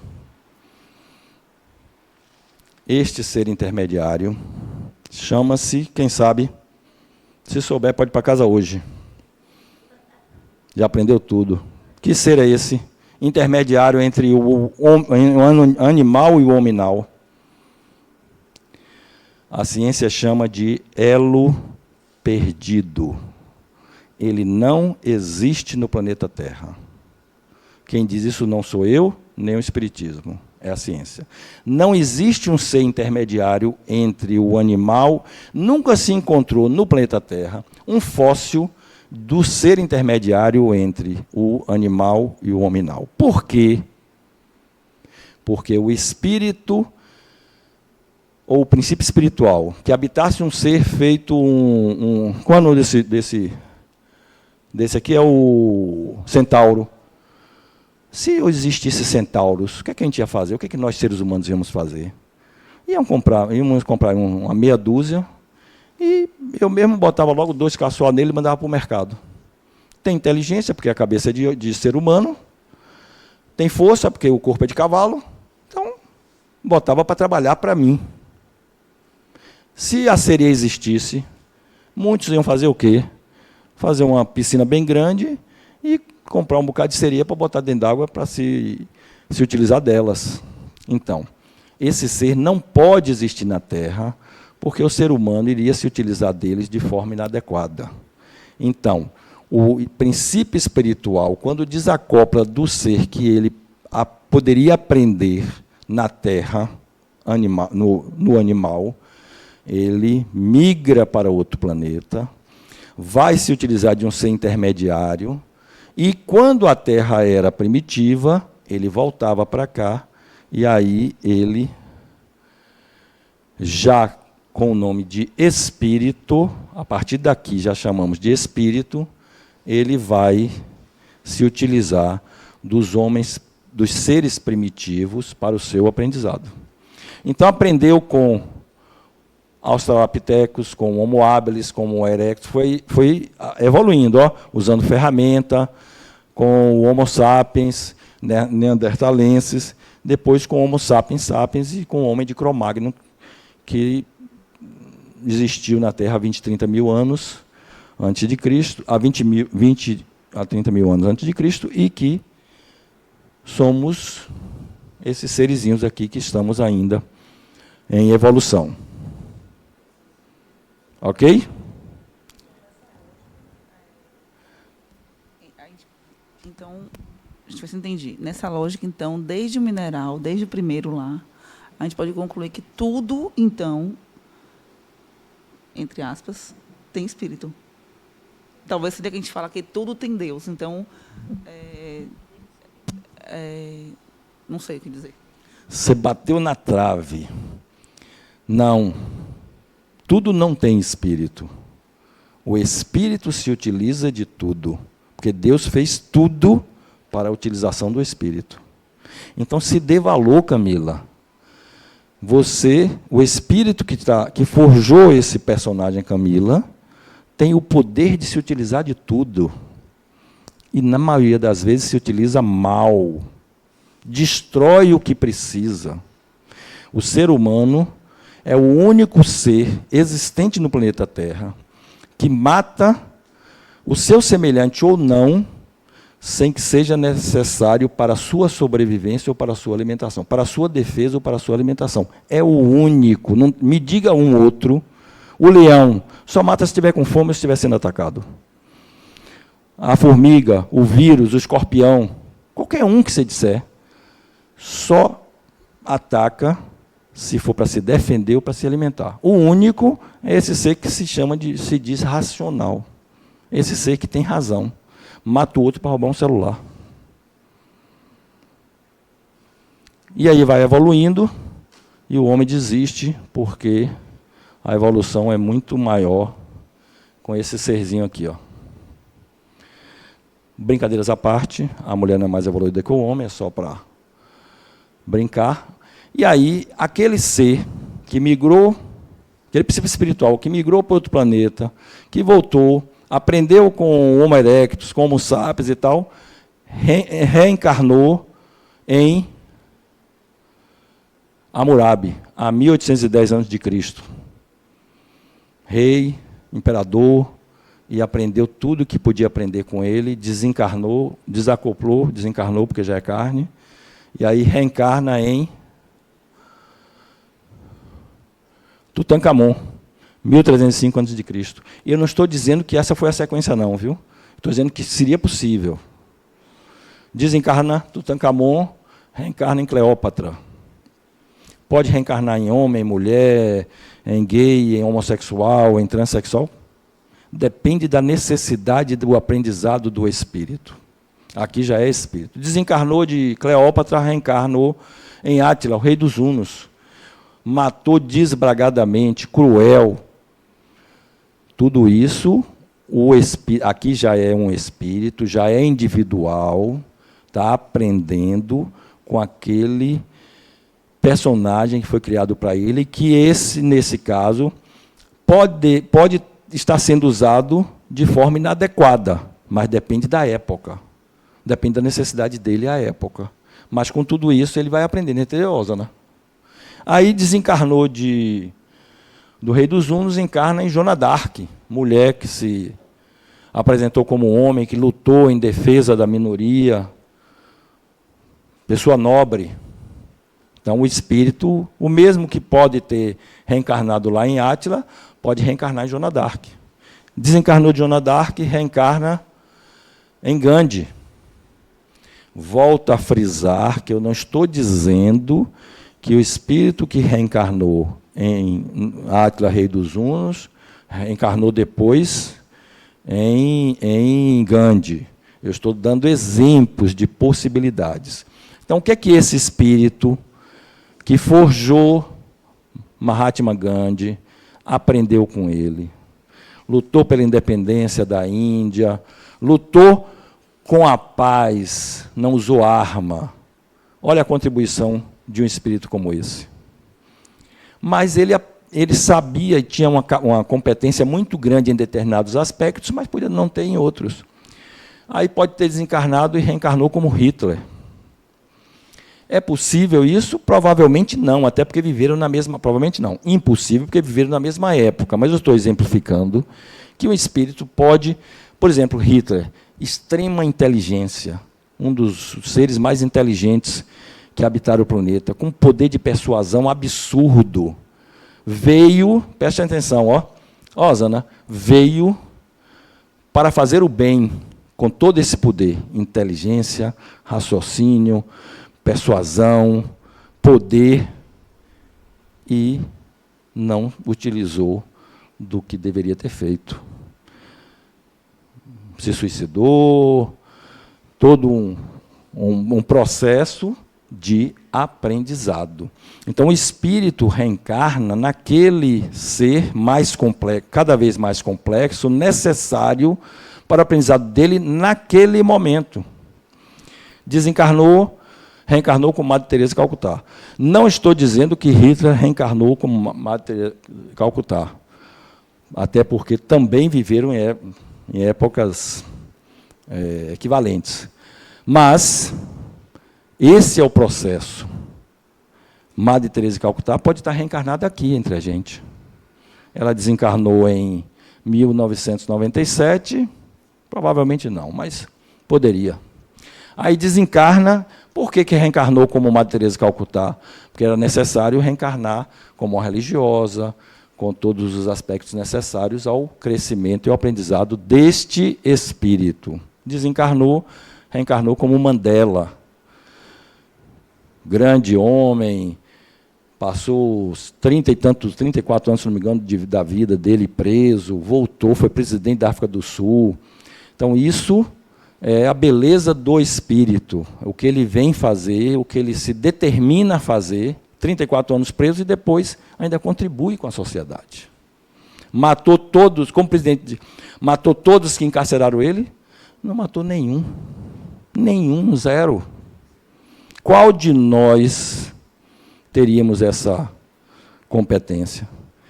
Então, aprendizado espiritual. Desencarnou, reencarnou como Stephen Hawking.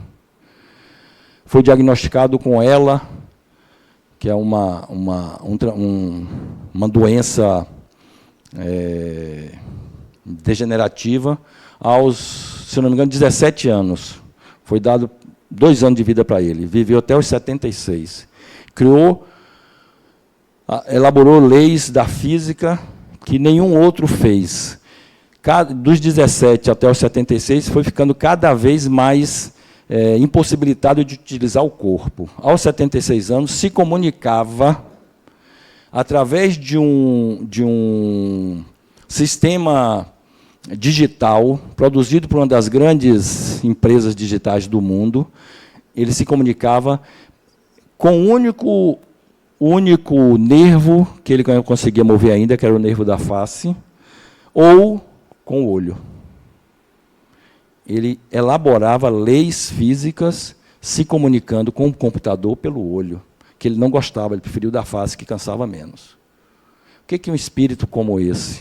O que é um espírito que se utilizou deste corpo, veio ser tão brilhante e sofrer desse tanto, e viveu, até onde se sabe, feliz.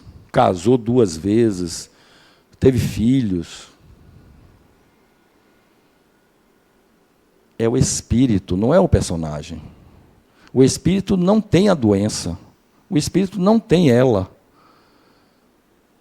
O espírito se utilizou deste personagem para aprender algo. Talvez o poder da pedra. Não conseguia se mover, mas fez muito mais coisa do que a população de Salvador junta, talvez. Desencarnou, reencarnou como o Papa Francisco, desencarnou com as suas necessidades e tudo mais, reencarnou como um índio. Será que é possível que o Papa Francisco possa desencarnar e reencarnar como um índio? Claro que sim. Ou Gandhi, ou qualquer um outro, pode precisar aprender sobre a natureza. Pode ser, por exemplo, Chico Xavier. Perguntaram a Chico Xavier: Chico, na sua próxima encarnação, você é tão brilhante, tão evoluído, na sua próxima encarnação, você nem precisa mais reencarnar. Você vai reencarnar para quê? Sabe qual foi a resposta dele? Para ter uma família. Então, Chico Xavier provavelmente precisa reencarnar entre nós ainda, com algo com um aprendizado muito maior do que eu, do que vocês, em muitos aspectos, mas talvez com um aprendizado muito inferior a mim e a vocês na questão familiar. Então, pode ser que um ser altamente que a gente entende altamente evoluído, seja um destruidor da natureza. Ele precisa voltar como índio para aprender o valor da natureza. Então, o espírito reencarna no planeta Terra naquele local e naquela situação que lhe é necessário. E um mendigo não é inferior ao presidente dos Estados Unidos. Provavelmente é um espírito mais evoluído, que não tem a necessidade do poder, não tem a necessidade do bem material, não tem a necessidade de comandar. As necessidades dele são outras. E ele vem aprendendo desde o mineral, passando por todas as fases, há milhões de anos. Vocês viram ali que o homem primitivo está no planeta Terra há 1 milhão de anos. Se você pegar 1 milhão e dividir por 100, botar aí uma média de 50 anos encarnados, 50 desencarnados, você vai ter 10 mil encarnações. Então, Jéssica já tem 10 mil encarnações, Osana já tem 10 mil encarnações, Amanda tem 10 mil, eu tenho 10 mil, e ainda matamos o outro para roubar um celular. 10 mil encarnações. Então, vamos imaginar o exemplo que você deu, né, que não é o lógico, só o exemplo. Vamos supor que uma pessoa veio encarnada no Papa Francisco. Aí, na próxima, ele venha... Só um exemplo. Vamos mudar a linguagem. Uma pessoa não veio encarnada no Papa. Desculpa, tá. Um espírito veio encarnado na pessoa do Papa, no personagem do Papa, forjou o Papa. E aí, numa próxima encarnação, ele veio como Hitler. Né? Não quer dizer que ele desevoluiu, se é que existe a palavra, quer dizer que ele precisava passar por aquilo para uma outra característica que ele precisava evoluir, que não tinha evoluído até então, é isso? Exatamente isso. Exatamente isso. Porque Hitler era inteligente, era perspicaz, tinha alta cultura, poder de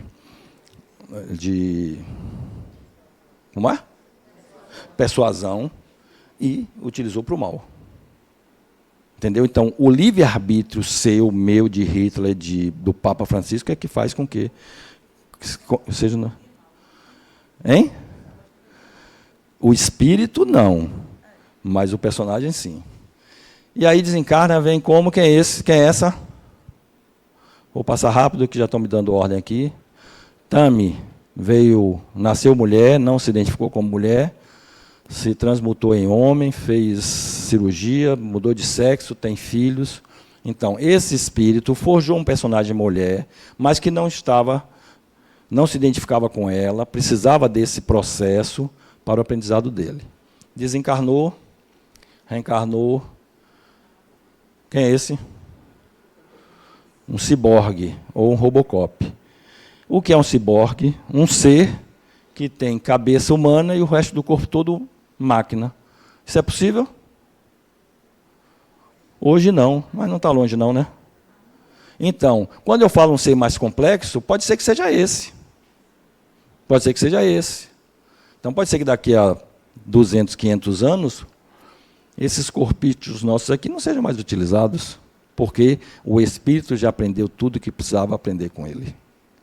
E aí esse aqui desencarna, porque ainda tem a cabeça humana, de carne, e reencarna nesse. Quem é esse? O Homem Bicentenário. É um filme, quem não assistiu, assista, eu vou dar um spoilerzinho aqui, mas ele é um robô, que convive, um robô ultra bem processado, etc., etc., e que tinha como meta de vida ser um humano. E aí ele passou várias encarnações da família que ele foi comprado para se transformar em humano. Assista um filme para saber se ele se transformou ou não. Que momento o espírito se acopla ao corpo?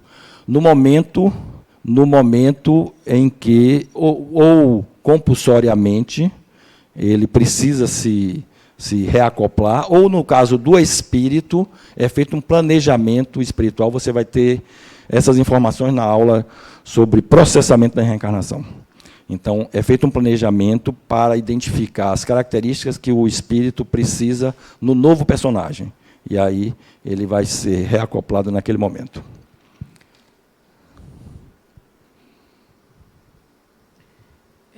Ficou um pouco para trás, né?